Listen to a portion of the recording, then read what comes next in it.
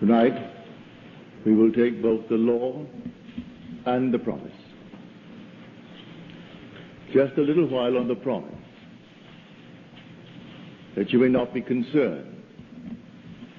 For I do know that so many people tell us that we must do this, that, and the other, or else. But you forget it. God planned everything as it has come out, and as it will be consummated. It is your Father's good pleasure to give you the kingdom. You do not earn it. It's not your due. It's not a reward. It's simply a gift, unmerited. And therefore, you cannot lose it. This gift is irrevocable. So no man can take it from you. No man can give it to you. So let no one frighten you. It is yours, and it's coming on time. And the gift is nothing less than God himself. When he gives you the kingdom, he gives you himself. For the kingdom is not a realm. The kingdom is a character. It's a body. And that body is perfect.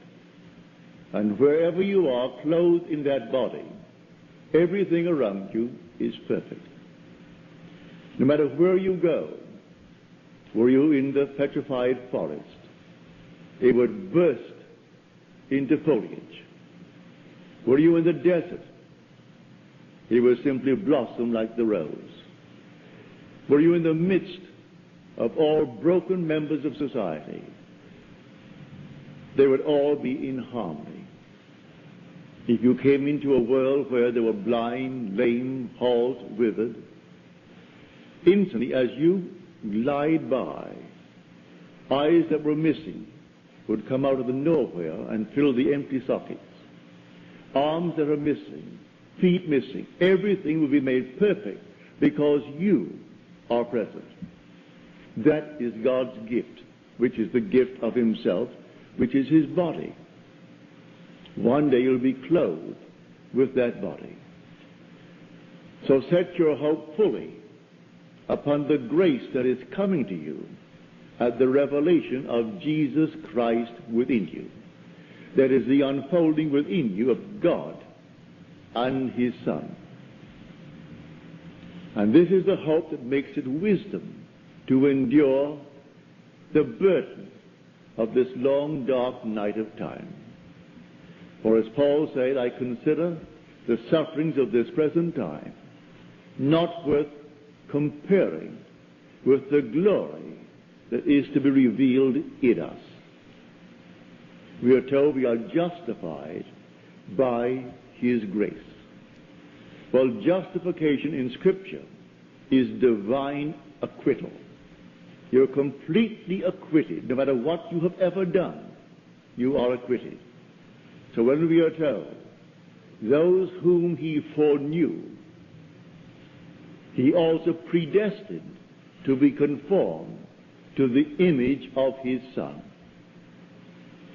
And those whom he predestined, he also called.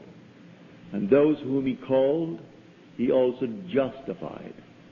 And those whom he justified, he also glorified. So justification is simply divine acquittal. And glorification is the gift of God himself to you. So that man then matures when he becomes his own Father. So we say, it is the Father's good pleasure to give us the kingdom. In giving us the kingdom, he gives us himself. In giving us himself, man becomes his own Father. So let no one worry you, let no one in any way suggest that you've got to do something to earn it. You cannot earn the kingdom. You cannot earn this gift. This is a gift, unmerited, and it's not your due. Were it your due, then it's not a gift. It's not given as a reward. You are made fit for the kingdom.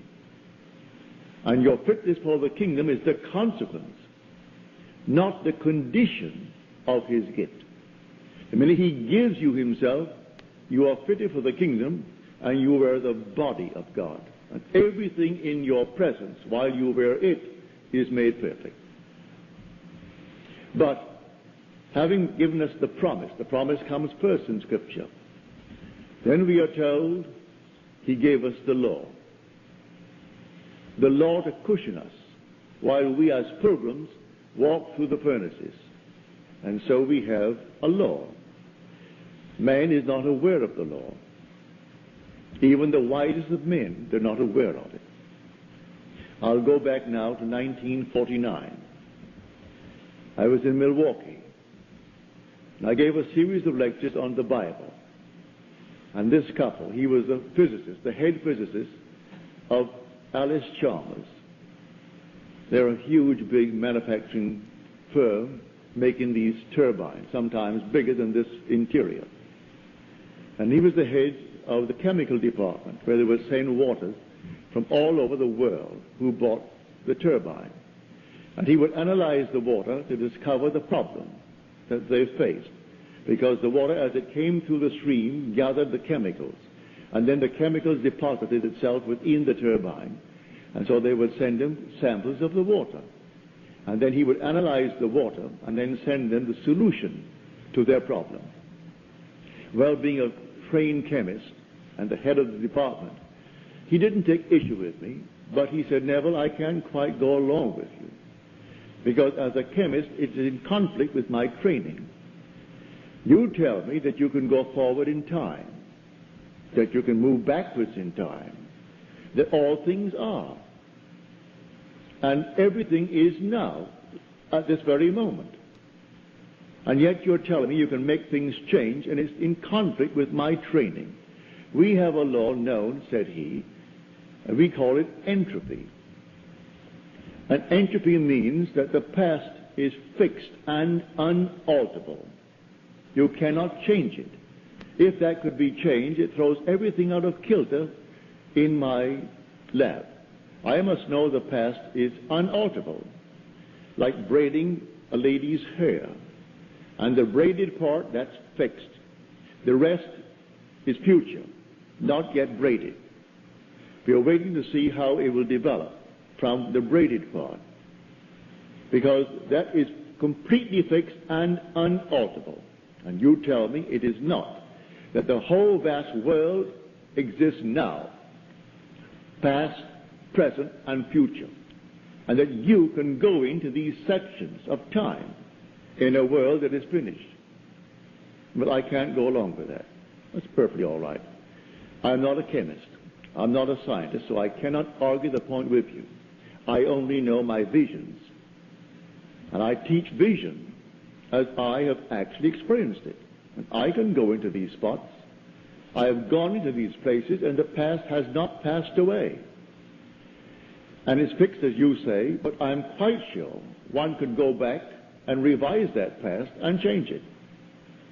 And I can go forward into the future that I do know and set it up to walk across a bridge of incident. When I come to that point in time where I have entered, it takes on the color and the tone and the reality that I assumed it to be when I entered that state. Can't be done. But he was a very honest man, as most of these fellows are. They're trained to be honest. How else could they achieve what they do achieve in science unless they're perfectly honest with themselves? Well, in the month of November, I received a letter from him. And he sent me the Science News letter dated October the 15th. And it was all about the positron. And the one who wrote it was Professor Richard Feynman. He was then professor of physics at Cornell University. 20 years later, only last year, they granted him the Nobel Prize in Physics for that paper. It took them 20 years to recognize what he said as theory back in 1949. And if I can quote it, this is it. The positron is a wrong-way electron. It's wrong way in every sense of the word. It moves backwards in time. It moves from where it hasn't been and speeds to where it was an instant ago. Arriving there, it is bumped so hard, its time sense is reversed, and it moves back to where it hasn't been. Now, that is not Neville speaking. That is Professor Feynman. For that, he got the Nobel Prize last year. He said it's not only backwards in that sense, but even its charge is backwards. It's a positron. It's positive and not negative. And yet, it is an electron. When they first observed it, or rather had it as theory, they did not want to admit it, but yet it fitted in with Einstein's theory, mathematically. So they had to in some way accept it, but no one had ever photographed it. Then came someone who photographed it in their studies of the cosmic rays, and here it was the actual positron. It seemed as though two were developed at a certain point. And it wasn't, said he, that one coming back, which was the positron, should, if it is bumped, it should be deflected and continue on its course, but deflected course. On the other hand, if it's bumped so hard, it's not deflected, it's reversed and moves forward in a normal manner to where it hasn't been. Well, I told him that I would sit at home and I would go into a section of time, even this year, for instance. This is now only April. I put myself in Christmas. I would feel the stores are all dressed for Christmas. I could hear the musical Christmas, all the carols. I'd walk through Saks Fifth Avenue in New York City, going to Best, going to the other, and I would feel all that I would feel if it were true that it's Christmas. That is the month of Christmas. And then when I feel that it's all Christmas, then I would feel that things are as I desire them to be back in the month, say, of March or July, which was certainly not Christmassy. So take a hot, hot day in July, and I'm feeling it to be cold, and snow on the ground, and all the dressings for Christmas. And then I would open my eyes and bounce back and shock myself, because it seemed so real to me that when I came back and opened my eyes upon July, and it's hot, I thought, now, are you kidding yourself? No, when I went forward in time, quite normally, waiting out the days, the months, to the month of December, things happened as I actually had assumed that they would. I went forward and predetermined what would happen. Well, when he sent me this, he wrote a sweet, lovely letter saying, Neville, I must confess, I didn't see it. No one saw it until Professor Feynman in his lab discovered this. But he discovered it by theory. And you tell me you know it by vision. You're not a scientist, and yet all that you said to me, which I could not believe, and even in this moment it's difficult for me to believe, here comes a great professor, a theoretical physicist, and he is the one who wrote this paper. For that he got the Nobel Prize last year. He worked on our atomic bomb. He worked on the hydrogen bomb. Then he asked the government to relieve him of the secrecy imposed upon him because of his position. And he came here to Caltech and taught at Caltech theoretical physics. He said, I want the freedom of imagination. I didn't want to be confined with the secrets of government so that I could not express myself. Leave me alone, all in theory. So he goes blindly on with his mathematics and his theory, bringing out these concepts, all theory. Well, mine is not theory.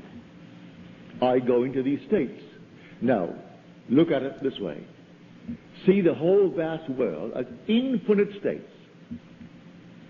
All states. If they're all states, and you are an immortal being, you're not a state, you are immortal. You enter a state, and the state becomes alive.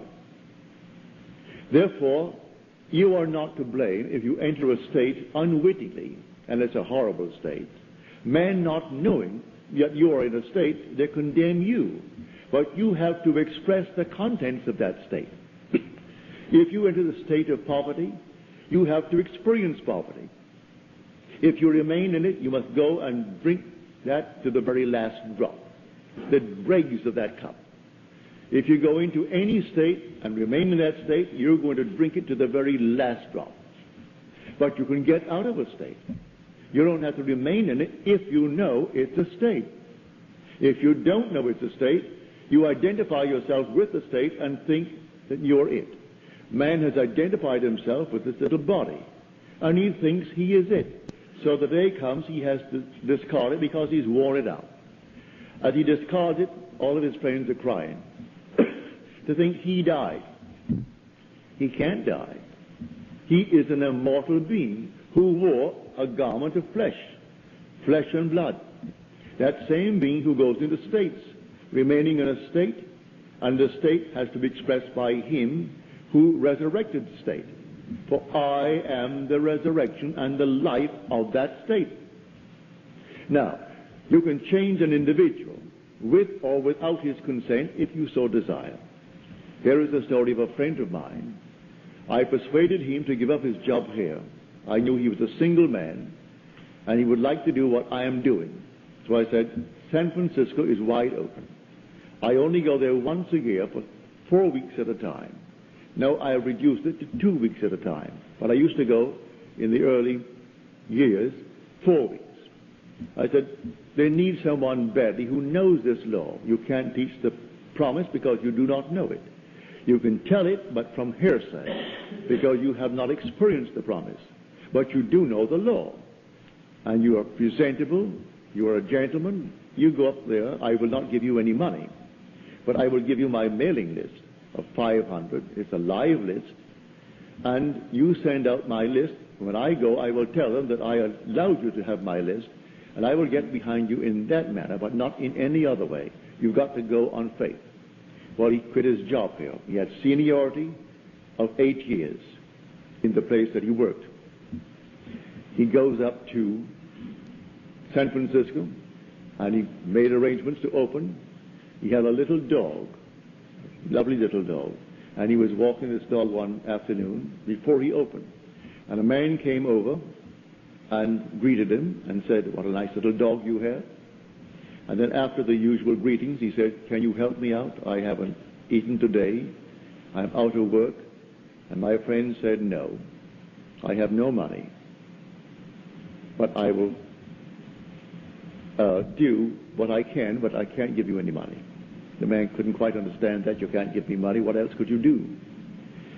My friend did not move one step after he said no to the request. The man went on. He remained there until he imagined that man in his presence gainfully employed, happy in the job, and standing on his own feet. That was taken the story in the book of Acts, when a man came to John and Peter, and he could not stand on his own feet, and he was begging at the temple door. And Peter said, "Gold and silver have I not for thee, but such as I have give I unto you. Rise and walk." And he rose and walked. It doesn't mean a cripple jumped up and walked. That's an entire different structure that I do know is possible when you wear the garment of God. You couldn't come into the presence of anyone as a cripple. The minute you came by, he ceases to be a cripple. If he has no feet, feet come and fill the sockets. If he's blind, they come in and fill the sockets. And he is not blind. And you do nothing to do it. No compassion. You simply are so perfect that nothing imperfect can remain in your presence. But in this case, on this level, no one is actually going to jump up from the crippled state and start walking. But he takes a man who is crippled, who is standing on other people's feet by begging from them. Well, a month later, he was walking his dog, and he saw this man, and he crossed the street. The man crossed the street and came over to him. He said, "I don't suppose you remember me." He said, "Oh, yes, I do. I remember you just about a month ago that you asked me for money." He said, "Yes, and I want to thank you for not giving it to me," and extended his hand to my friend. He said, "Had you given me the money, I today would be asking you for money. Because you did not give me, I was so embarrassed and so annoyed with myself that I put myself in that position. I went out the very next day and I got a job, a good job. It pays well. And it has promise of growth. and I am very happy in the job. So again, let me thank you for not giving me the money. He put the man on his own feet by representing him to himself as one gainfully employed. That's what I'm talking about when I tell you the all states. He took him out of one state and put him in another state. The man who is in the new state is the same man. You are an immortal being. You are changing only when you fall into a state. And others who knew you well in one state think, what has happened to him? You either go up or you go down. If they see a radical change, and they wonder, what has happened to him? He is affluent, he is this, he is that, or what has happened to him? He used to be, look at him now. And not a thing changed with the immortal being who occupied the state, other than the state. He changed the state. Man, not knowing that, he condemns the state. When it's not the being that you're looking at a state. So God forgives everyone. He justifies everyone because he knows they're only in states. And the Lord created all these states. These are the states. So that's what Blake meant when he said, I do not consider the just or the wicked to be in a supreme state, but to be every one of them states of the sleep, which the soul may fall into in its deadly dreams of good and evil, when it left paradise, following the serpent.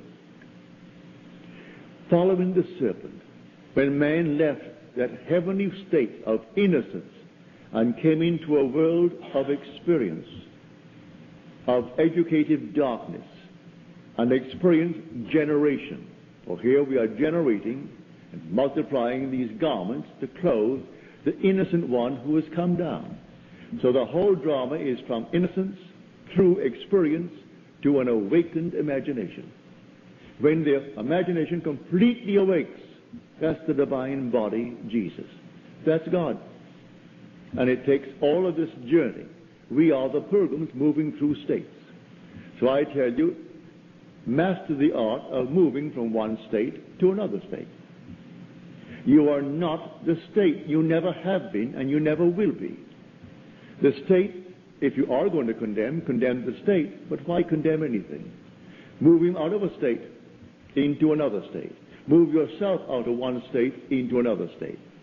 So others say it can't be done. Leave them alone. They say it can't be done. You go about your Father's business, moving from state to state as you desire it. Now, it all starts with a hunger. It starts with a real desire on your part. And all these infinite states are simply to satisfy the hungers of men. So you want to be good, as you understand good to be. You want to be wealthy, as you understand it. You want to be famous, as you understand it. All these are states. Go into the state before you are qualified.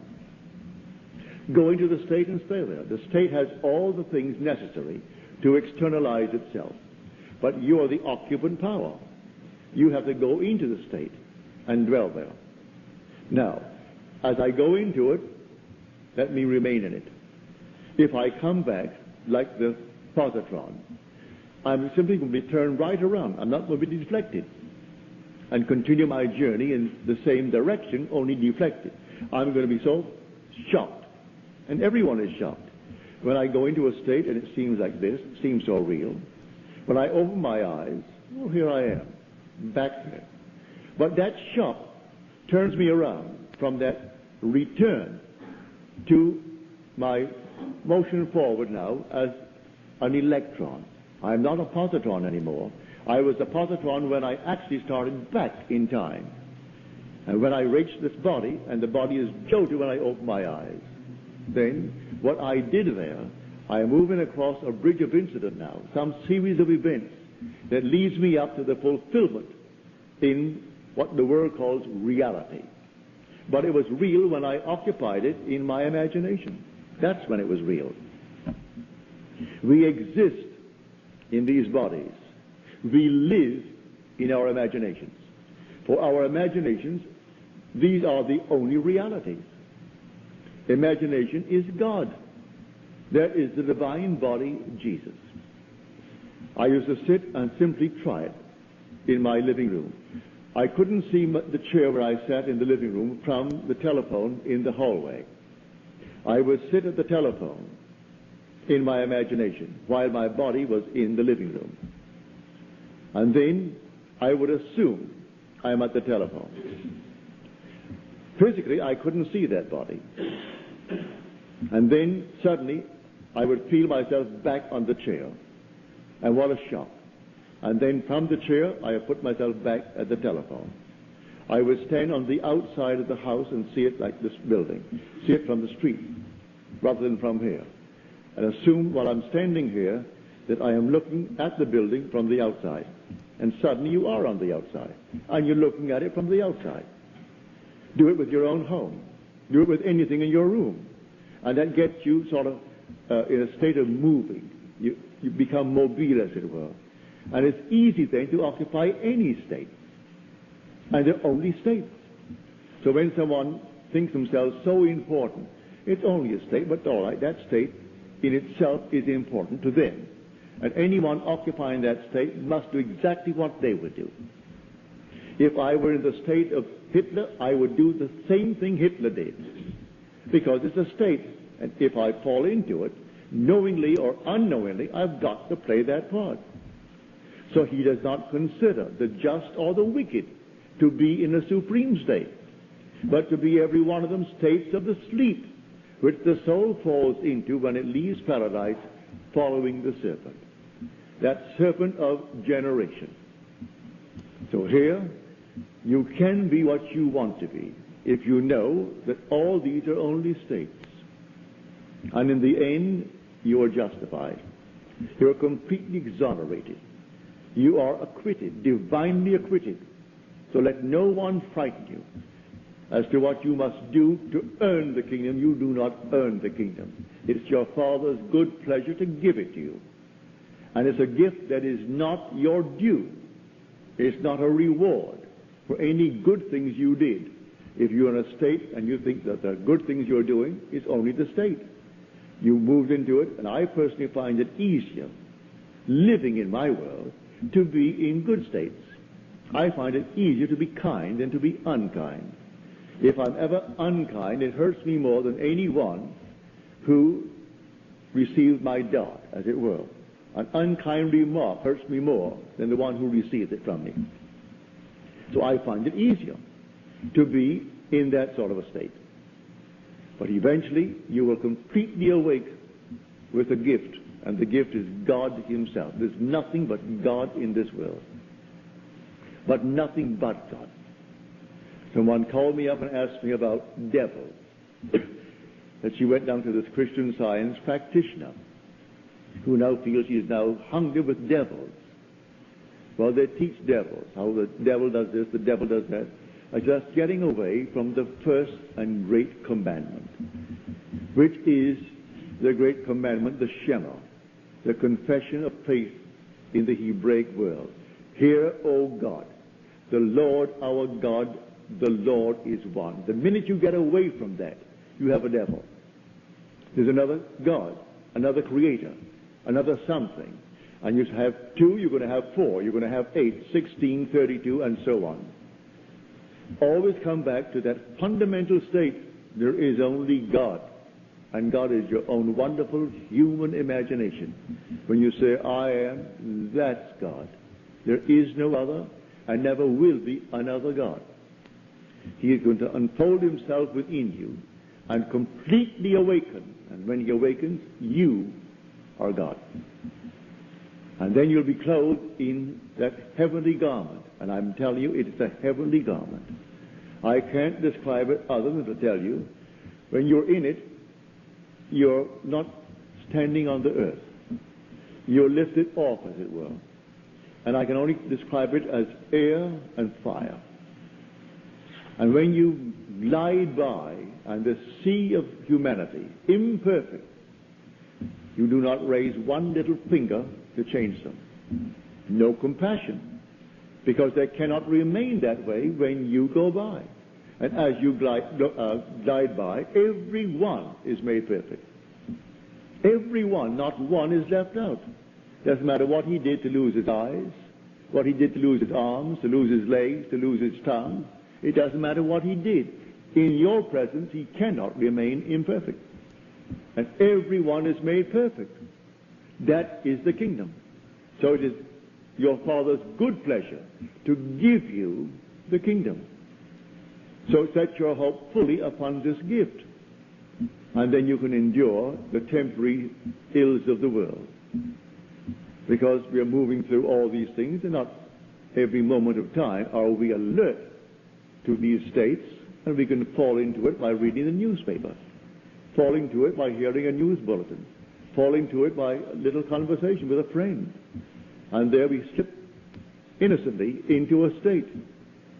But the state isn't concerned. You animated it. You made it alive when you entered it. Because you are the only resurrecting power in the world. You are the resurrecting, living power of the world. And that power is your own wonderful human imagination. So everyone here, put your mind at peace and don't think for one moment by being good, as the world calls good, by attending certain services and doing certain things and observing certain things, that there's something on the outside watching you and marking up some little thing in your favor. No, you're simply waiting for that appointed moment when he unveils himself. So you'll set your hope fully upon the grace that is coming to you as the revelation of Jesus Christ within you, which is the Lord and his Son. That is Jesus Christ. The Lord and his Christ. And Christ is the Son of God.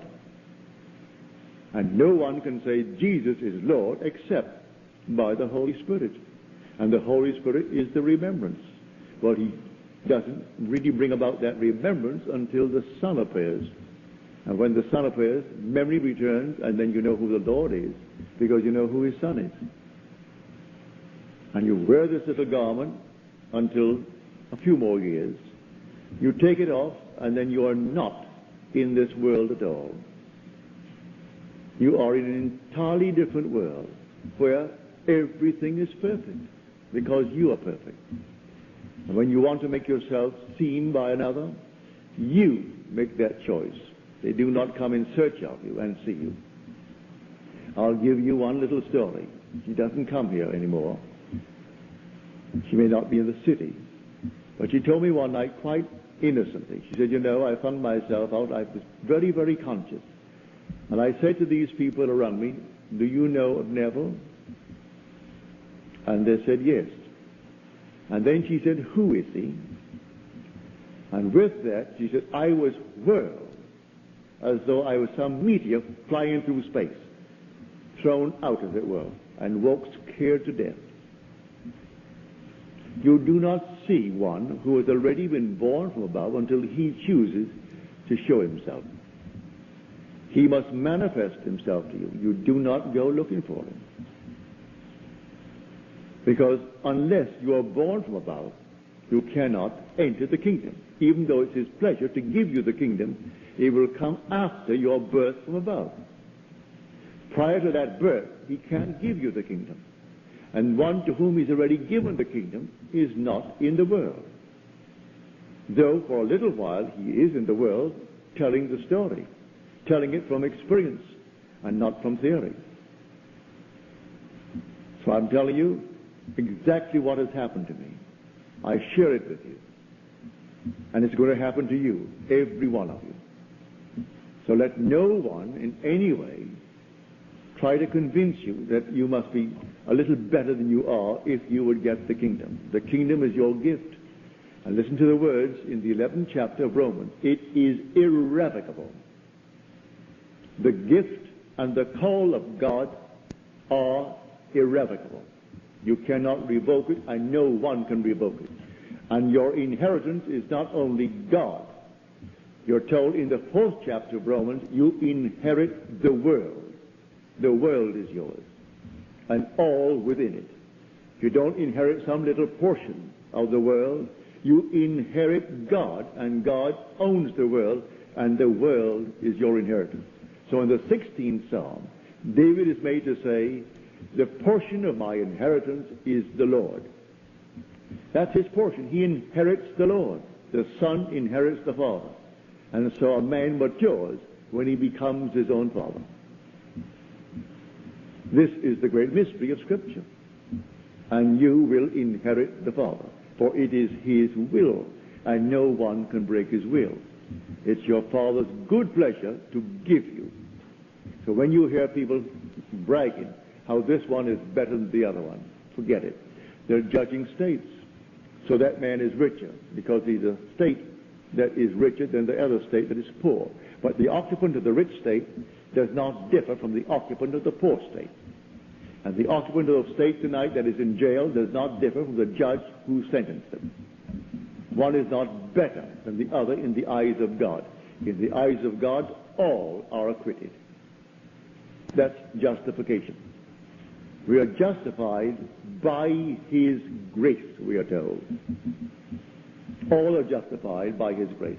And grace is an unearned, unmerited gift of God. And that grace is God's last, his final gift, which is love in action. And God is love. It's his gift of himself. And that's when he gives you himself. There's not a thing else to give. He gave you himself. And the whole vast world is yours. So we inherit the earth. Now tonight, I hope you'll start practicing. Won't take you any time at all to try it. It costs you nothing, and it works wonders. You can sit here tonight or you go home. Put yourself in a state of affluence. What's wrong with that? I know, well, back in the 1920s, 1930s, we had a deep depression beginning in 29. And do you know that you could go to Tiffany and buy, say, 8 glasses, beautiful glasses for a wedding present? Cost you what? Not more than 75 cents. A beautiful glass. And in a Tiffany box. The whole thing was a Tiffany box, beautifully done. You'd go to Macy's or Gimbel's, and you'd buy something not comparable for $1, $1.25. But the majority would not be seen dead in Tiffany. That was style. That was something beyond them. They wouldn't even walk in. They felt embarrassed to walk in. Yet you could go into Tiffany, the jewels on the first floor, take the elevator to the third, where they had a lovely china and lovely glassware on another floor, and get a beautiful gift-wrapped package from Tiffany. You didn't have to send 2 dozen. 8, that's enough. 8 beautiful glasses. And people would not go in. They were embarrassed to be seen in Tiffany. I'm quite sure the same thing is true here with their branch hair. And you could go to Tiffany and buy a lovely thing for very little, really. But people are trained, that means something that's classy and that and the other. And if you're in one state, you can't argue them out of it. They've got to get out of that state to be able to go into a state. And if you tell them, you know, at one time in your life, a $12 suit is all that you could afford and all you thought you could ever afford. You get out of that state and think something differently. And then you pay $250 for a suit easier than you could get at the $12 for the other suit. I know it happened in my own case. When I began to buy a suit for $250, it was easier for me to pay $250 than when I had to get at $12 for a suit. That if it rained, I had to start running, or I couldn't get out of it. Now that is life. And you simply move from one state into another state. And the same being, I'm not another being. I answer the same name. You say Neville, I answer. I answer then to the name Neville. And yet I move from one state to another state to another state. As you move from one state, what you couldn't do in one state, you find it so easy to do in the other state.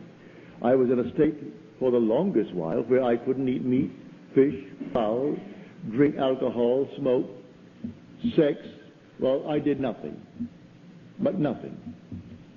Then overnight, my friend Abdullah told me, you're going to come back from Barbados and you will have died, you know. I said, I will die? He said, I don't mean that you're going to die and be buried in Barbados or buried at sea, but you will have died. All the things you haven't done in 7 years, you will be doing before you get back. Do you know he was true? And I couldn't tell you how it happened.